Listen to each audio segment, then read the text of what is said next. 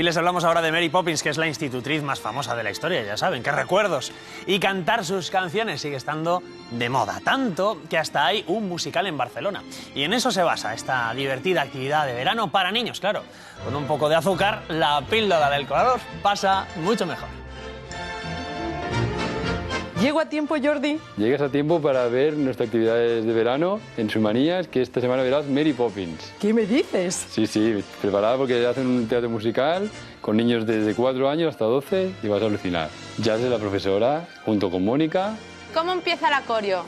Mi tío decía que no se tiene que juzgar por la apariencia. Que un libro por su tapa nunca se tiene que juzgar. Es como una semana temática en la que nos metemos en el mundo de ese musical y claro, no paramos.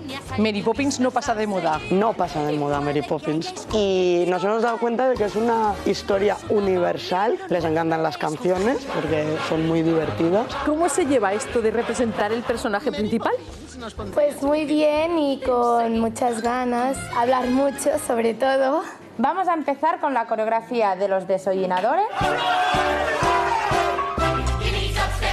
¿Cómo estás viviendo este verano tan artístico? Súper bien, me encanta. Y me gusta la criada.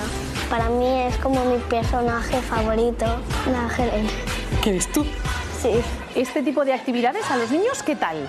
Muy bien, yo creo que les enriquece un montón, aprenden mucho a trabajar en grupo, bailar, les pone muy contentos, cuando les empiezan a salir las cosas se nota que ya tienen otro humor también y yo creo que les enriquece muchísimo.